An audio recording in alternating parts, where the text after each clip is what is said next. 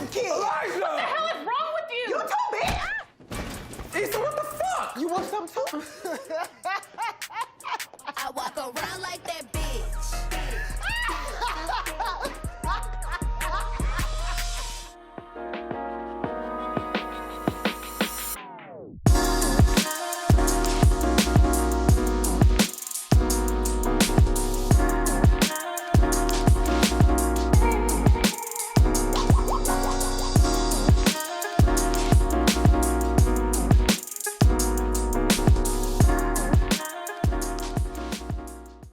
Welcome back to another video. This is video or episode. I don't even want to say video no more because we be putting this on our podcast too. This is episode 12. 12. We need a party. We need a party. You want to take some shots? Hey, shot. I said, do you? I didn't ask for that. Do you want to take a shot? We should have got one We didn't even get no alcohol, but to shoot on camera. but But it's okay. But yes, clearly, as you guys can hear, my child is here today, and Drew is not. So they taking places She today. read that. Again, the video for today is about some bedside, essentials that you need when your baby comes, because you waste all that time making that nursery cute. And they don't even be in You there. put the baby name on the wall. So in that was cursive. me. That was me. Got a little better. Baby, you don't be in there. You don't never be in the baby room. Like, No bull. and then when it's time, I throw that little cover over my bed and toot Drew booty up, wipe and keep it moving. Ain't nobody got time to be. I used to have, one of the things, go to the bedside essentials, but one of the things I used to have in like every room. So in the living room, and the ottoman, I would put her. I had Pampers and Pampers I would put and her. wipes. Yeah. Well, the way it was set up was that was the ottoman. I used to have the changing pad in there. For what? And because your baby do get stuff on her. Yeah, so I used to just say, for example, so you won't have to worry about it getting on like the seat or the couch or whatever the case is. Like when your baby poop, you're just like, okay, wherever you at, you're just gonna go ahead and change them. But I also had obviously like her setup and stuff and all that in the nursery. Of course, it's just her room now, but that was like one of my like go-to things. And her nursery and the living room was like it wasn't that far from each other, so it was just like Yeah, Drew's not either, but I ain't about to But be it's walking back. but exactly when you're in your room, it's different. Like when you're already in your bedroom, say that for example, as opposed to like the main living room area, you like, I'm not gonna go all the way back in. Let's just say I'm not gonna go all the way back in her room just to go change her. And like I'm not gonna lie, y'all, because I had a whole little video on Instagram. Because people always used to ask me, oh, how does the baby nursery look? How's the baby nursery look? And it was like, I don't know. I ain't been in it either. it was cute. It definitely was cute, but like I said, when you're a new parent, you're so excited. I forgot what it is. Everything. You literally go through the point of like, oh my God, you're just so excited. And But I feel like you should do it for that sake, though. it's a name for it. Like when you Nesting. I mean, not nesting. I was just thinking that. I thought it was nesting, but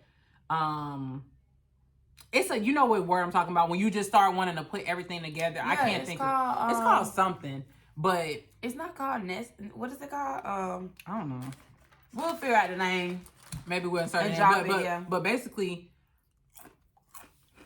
it's like a phase of when you go through and you're putting everything together. Like you're so excited about putting everything together for your baby in the nursery. I thought so too. We just caught up on this word, y'all. But yeah, so I was like, I'm gonna paint this. I'm gonna do that. But I have been doing it for like the last couple months, especially.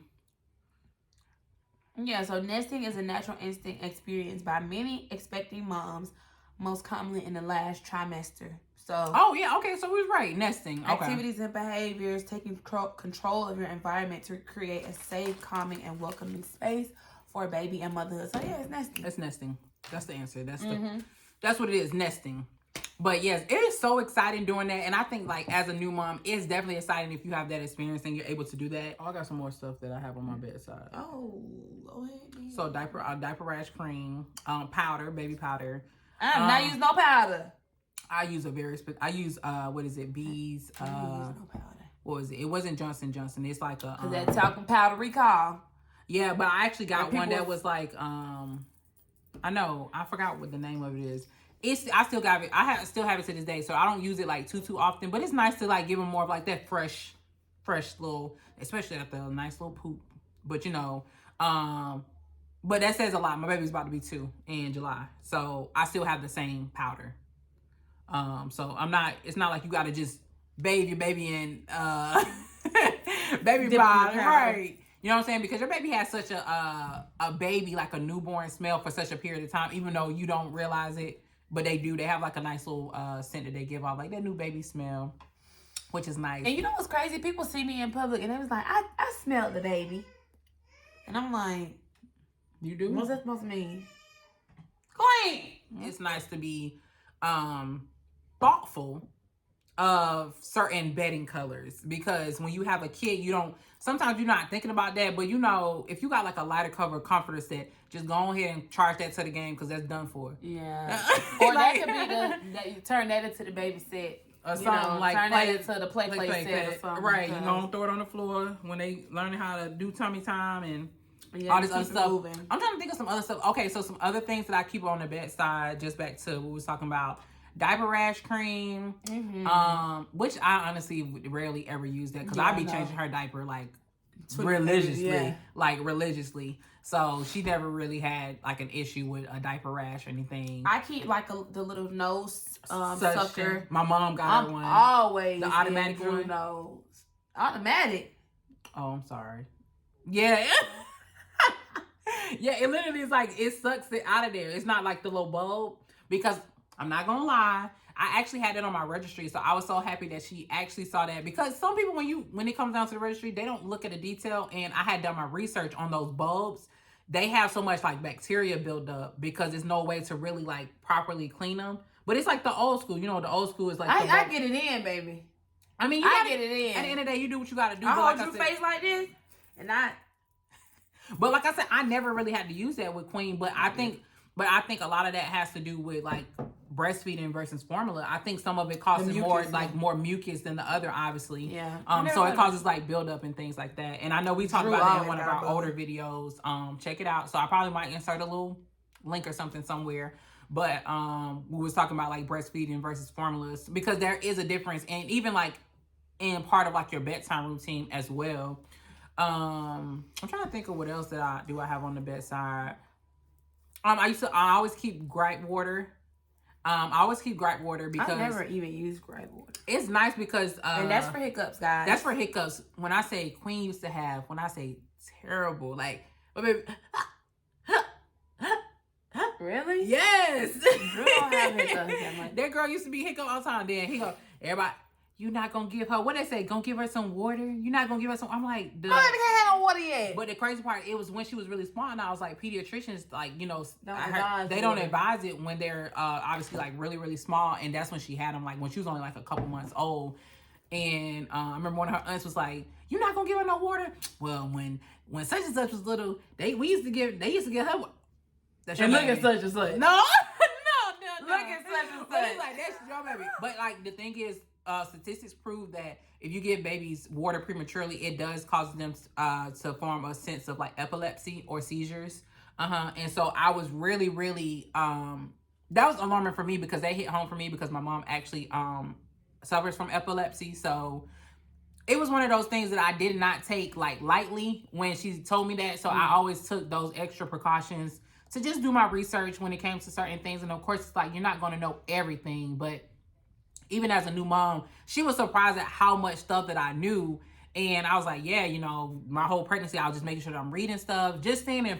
It's just best to stay informed. Even with like our podcast, we know we always like to be joking and having fun, but we also want you to know that when it comes to motherhood, yeah, there's no pamphlet, but you can take extra steps to make yourself more informed about certain things that you might have not been informed about, you know, especially as a first-time mom. And that leads me to saying that I kept a book, so by my bedside too. So when, you know, baby was sleeping or something, I could just pick it up and read it. But right. I think it's the what's the book?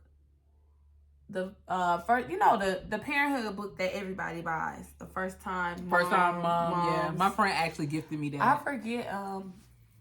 It's a nice book. It definitely is very like insightful. But it gives you all the milestones and all the stuff. I mean, of course, it's not like every baby is different, but most of the time, it gives you a guide to parenting and stuff like that. But I think that's really it that I have. But those are just a few things that we keep by our bedsides, and we definitely highly recommend it because being in the baby's nursery, and that's solely the only place that you have a setup for, like, you know, the baby's essentials.